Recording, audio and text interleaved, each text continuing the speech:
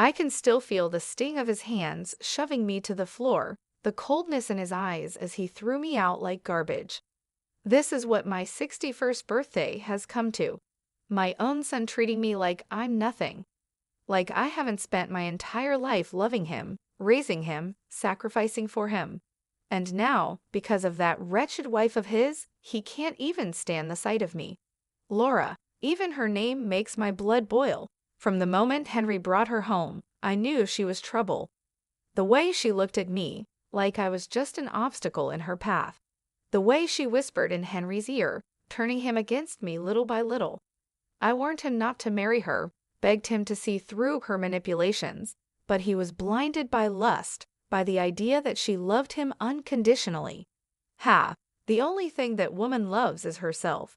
And now, because of her, I've lost everything, my son, my grandchildren, the family I've dedicated my life to. Cast aside like yesterday's trash. As I sit there wallowing, a car pulls up beside me. The window rolls down, revealing the concerned face of my best friend, Nicole. "Megan, what happened? What are you doing out here?" she asks, her voice laced with worry. I can barely choke out the words. Henry, he kicked me out, said I was crazy and that it was his house now. Nicole's eyes widen in shock, then narrow in anger. He did what? On your birthday? Oh, honey, get in the car. You're coming home with me. I climb into the passenger seat, my body numb as Nicole drives. She keeps glancing over at me, her brow furrowed. This is unacceptable, Megan. Henry can't treat you like this. Something has to be done. I shake my head sadly. What can I do, Mags? He's a grown man. He's made his choice. Nicole purses her lips, a determined glint in her eye. Maybe so, but that doesn't mean he gets to get away with it. You're his mother, for God's sake. It's time Henry and that wicked wife of his learned that there are consequences for their actions. I turn to her, confused. What are you saying? A slow smile spreads across Nicole's face. I'm saying, my dear, that it's time for a little revenge, and I know just the person to help us get it. As we speed into the night, I can't help but feel a spark of hope. I feel a flicker of something I haven't felt in a long time. Hope. Hope that maybe, just maybe, I can make Henry and Laura pay for the pain they've caused. Maybe karma will finally catch up to them. The day started off well enough. It was my birthday, and despite everything that had happened with Henry, I was determined to make the most of it. I spent the morning tidying up the house, putting up a few decorations, and preparing a special dinner. I even bought a cake from the bakery down the street, the one Henry always loved as a kid. Around noon, I called Henry, my heart fluttering with a mix of hope and nerves. To my surprise, he actually answered. Hey, Mom, what's up? His tone was neutral, guarded. I took a deep breath. Well, I was wondering if you, Laura, and the kids would like to come over for dinner tonight. It's my birthday, and I thought it would be nice to spend some time together as a family. There was a long pause. I could hear muffled voices in the background, like he was discussing it with someone. Finally, he spoke. Yeah, okay, we can do that. What time? Relief washed over me. How about 5 p.m.? I'm making your favorite lasagna. Sure, see you then, he said, hanging up before I could say anything else. The rest of the day passed in a blur of preparation and anticipation. By the time 5 p.m. rolled around, everything was perfect. The lasagna was bubbling in the oven, the table was set, and the cake was proudly displayed on the counter. Right on time, the doorbell rang. I practically ran to answer it, a huge smile on my face. But the moment I opened the door, my heart sank. Henry stood there with a scowl etched on his face. Beside him was Laura, her lips curled into a sneer. The kids were nowhere to be seen. Where are the children? I asked, trying to keep my voice steady. Laura let out a harsh laugh. We decided it was best they didn't come. Wouldn't want them exposed to any more of your toxic influence. I felt like I'd been slapped. Toxic influence? What are you talking about? She stepped forward, jabbing a finger at me. Don't play dumb, Megan. We all know what a terrible mother you were. The way you turned Henry against his own father, the constant guilt-tripping and manipulation.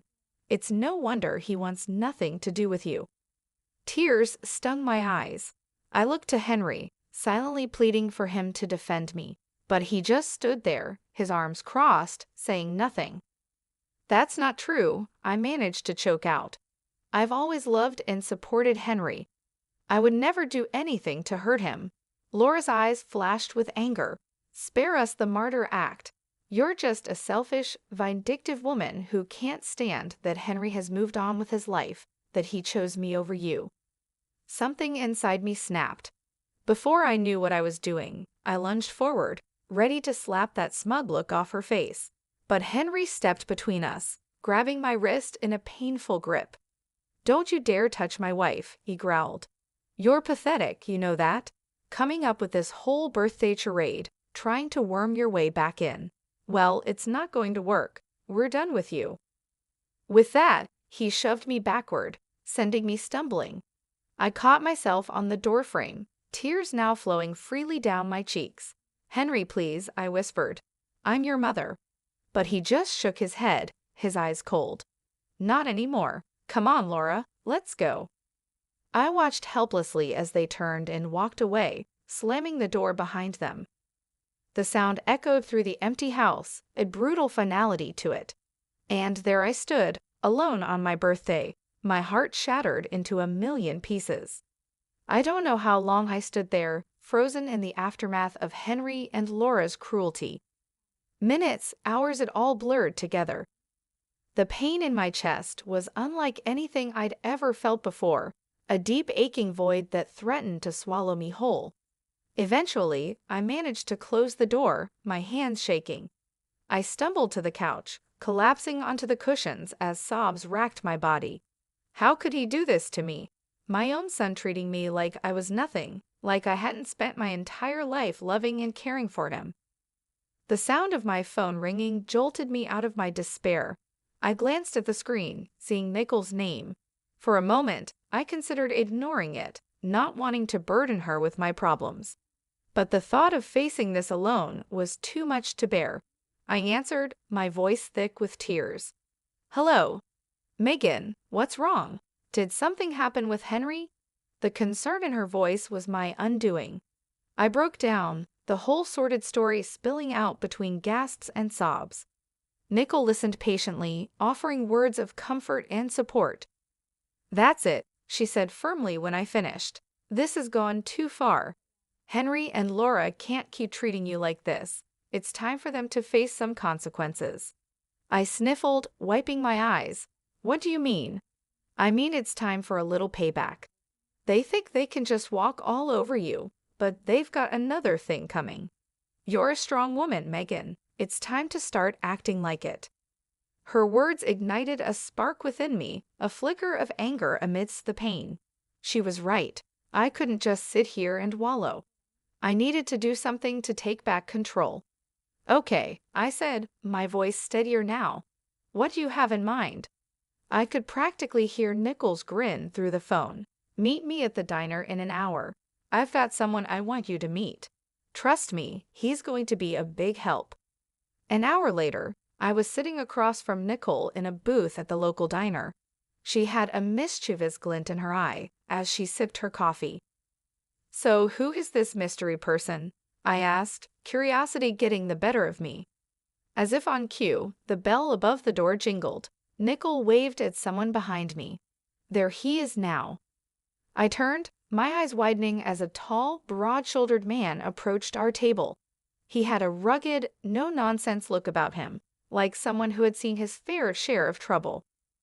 "Megan, meet my brother Jack," Nicole said, gesturing for him to sit.